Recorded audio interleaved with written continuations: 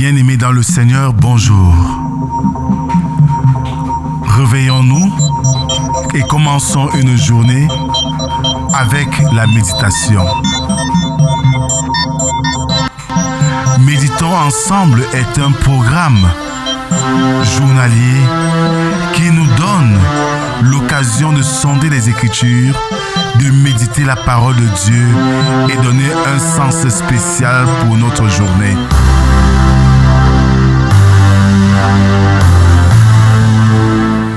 Méditons ensemble est disponible sur les plateformes numériques.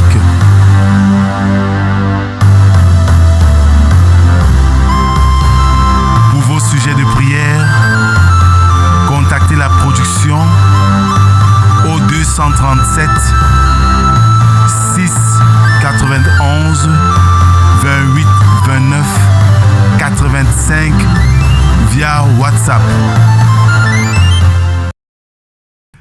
Bien-aimés dans le Seigneur, nous sommes aujourd'hui le vendredi 11 octobre 2024.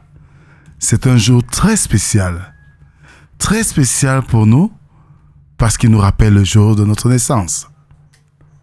Bien-aimés dans le Seigneur, Gabriel Meurier dit ceci: quand l'orgueil chemine devant, honte et dommages suivent de près. Je nous invite à ouvrir nos cantiques sur les ailes de la foi, numéro 204, autant pour moi, pour chanter la 4e strophe « Seigneur attire ». Et à la fin de la méditation, vous aurez la version instrumentale.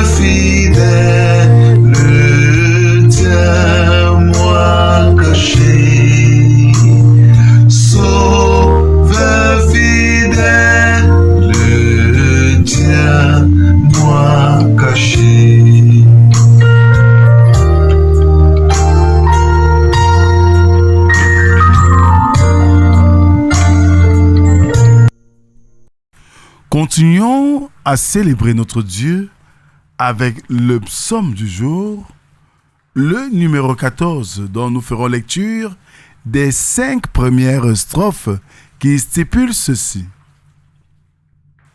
L'insensé dit en son cœur: il n'y a point de Dieu. Ils se sont corrompus, ils ont commis des actions abominables. Il n'en est aucun qui fasse le bien. L'Éternel, du haut des cieux, regarde les fils de l'homme pour voir s'il y a quelqu'un qui soit intelligent, qui cherche Dieu. Tous sont égarés, tous sont pervertis. Il n'en est aucun qui fasse le bien, pas même un seul. Tous ceux qui commettent l'iniquité ont-ils perdu le sens? Ils dévorent mon peuple. Ils le prennent pour nourriture. Ils n'invoquent point l'Éternel. C'est alors qu'ils trembleront d'épouvante, quand Dieu paraîtra au milieu de la race juste. Amen. Gloire à toi, Seigneur, pour cette autre occasion que tu nous donnes ce matin de nous approcher de toi par ce moment d'étude et de méditation de ta parole. Viens, Seigneur, et sème cette parole dans nos cœurs pour que nous sachions vivre comme tu le désires. Parle, Père, nous t'écoutons. Amen. Ce matin, nous méditons dans le livre du prophète Jérémie, chapitre 43, verset 1 au verset 13. Là, il est écrit: Lorsque Jérémie eut achevé de dire à tout le peuple toutes les paroles de l'Éternel, leur Dieu, toutes ces paroles que l'Éternel leur Dieu l'avait chargé de leur dire, Azaria, fils d'Osée, Joshanan, fils de Karéach, et tous ces hommes orgueilleux dirent à Jérémie, tu dis un mensonge. L'Éternel, notre Dieu, ne t'a point chargé de nous dire, n'allez pas en Égypte pour y demeurer. Mais c'est Baruch, fils de Négira, qui t'excite contre nous, afin de nous livrer entre les mains des Chaldéens, pour qu'ils nous fassent mourir ou nous amènent captifs à Babylone. Joshanan, fils de Karéach, tous les chefs des troupes et tout le peuple n'obéirent point à la voix de l'Éternel qui leur ordonnait de rester dans le pays de Juda.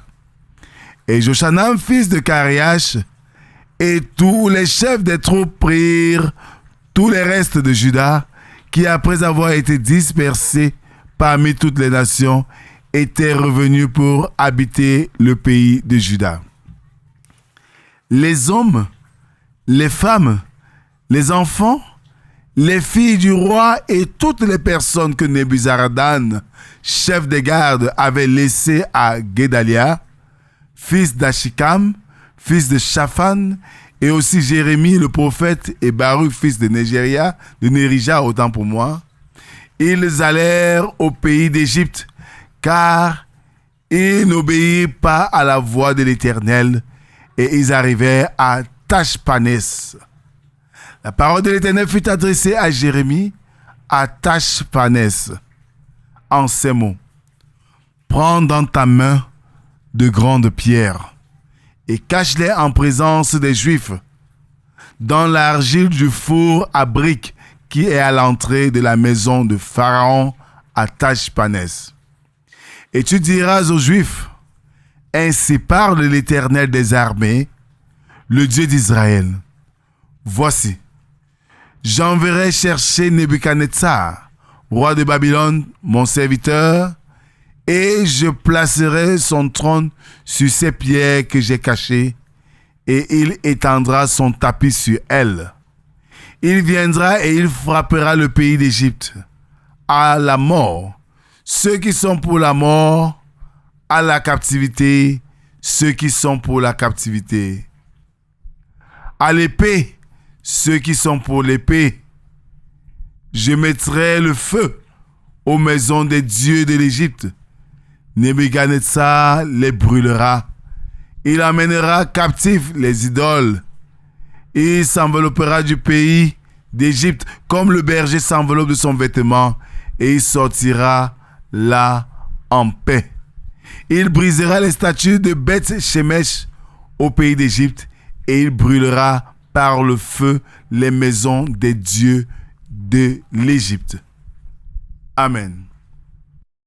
Bien-aimés dans le Seigneur, regardons à quel niveau l'orgueil peut nous entraîner. Voilà le peuple qui, tout à l'heure, a demandé à Jérémie de consulter Dieu. Ils ont pris des engagements qu'ils resteraient fidèles à ses propos. Malheureusement, Dieu n'a pas dit ce qu'ils attendaient. Ils cherchaient donc en Dieu un prétexte pour faire ci ou ça. Et en entendant ces paroles, Johanan et les siens s'oublièrent au point d'accuser Jérémie de mensonge. Hélas, dès qu'ils ne voulaient pas obéir à Dieu, il ne leur restait que cette ressource pour excuser leurs fautes. Ils prétendirent que c'était sous l'influence de Baruch qu'ils parlaient. Rien de plus naturel encore, car lorsqu'on ne croit pas en Dieu, l'on ne voit en toutes choses que l'homme et son action. Se constituant donc leur propre maître, ils partirent en foule et contraignirent Jérémie à les suivre malgré ses cheveux blancs et le mépris qu'ils avaient eu pour ses exhortations. Dès qu'ils furent en Égypte, ou peu après, le prophète de l'Éternel leur annonça la conquête de Nebuchadnezzar, que Nebuchadnezzar ne devait pas tarder à faire de l'illustre et anti-royaume des pharaons. Alors, il verrait qu'il n'est aucune retraite où l'on se puisse mettre à l'abri des jugements de Dieu, et qu'il n'est qu'un seul moyen d'y échapper, savoir la conversion du cœur et la foi aux promesses. Dieu avait dit à son peuple, « Vous ne retournerez point en Égypte. » Johanan, nouveau Moïse, mais à contresens, il entraîne ses frères pour leur faire rencontrer la destruction. Voilà ce qui peut bien arriver, bien-aimés, lorsque nous avons un cœur enflé d'orgueil, un cœur rebelle. La conséquence n'est que ruine et désespoir. Sortons donc du milieu de l'orgueil. Sortons de nos suffisances, humilions-nous et respectons nos engagements. Attachons-nous à Dieu et ce ne sera que plein succès. Que le Seigneur bénisse en nous l'écoute et la méditation de sa parole et qu'il nous aide surtout à la mettre en pratique. Amen. Merci Seigneur pour ce jour de grâce. Merci pour ta parole encore retentissante. Merci parce qu'elle nous invite à plus d'humilité et à nous effacer de toute forme d'orgueil. En ce moment où l'homme, dans son grand ensemble, fait le culte de la personne et fuit les réalités en s'armant d'orgueil. Donne-nous de vivre dans l'humilité, de chercher ta face et de respecter tes recommandations afin d'être des enfants épanouis dans leur marche chrétienne. Viens Seigneur, fortifie-nous en ce dernier jour ouvrable de la semaine. Nous sollicitons ta présence, ton aide, ton accompagnement pour braver toutes les difficultés que la vie nous impose. Sois le seul maître de nos vies. C'est au nom de Jésus-Christ, ton Fils, que nous t'avons ainsi prié, lui qui nous a appris à te dire, « Notre Père qui es aux cieux, que ton nom soit sanctifié, que ton règne vienne, que ta volonté soit faite sur la terre comme au ciel. Donne-nous aujourd'hui notre pain de ce jour. Pardonne nos offenses, comme nous pardonnons aussi à ceux qui nous ont offensés. Ne nous soumets pas en tentation, mais délivre-nous du mal, car c'est à toi qu'appartiennent le règne, la puissance et la gloire pour les siècles des siècles. Amen. Bien-aimés, l'orgueil n'a qu'une seule destination pour nous conduire à la perte. Mais l'humilité précède la gloire. Que la grâce, la paix et l'amour de Dieu soient notre partage pour toujours et à jamais. Au nom du Père, du Fils et du Saint-Esprit, un seul Dieu éternellement béni. Amen. Shalom, shalom, shalom. Et rendez-vous à lundi pour une autre audition.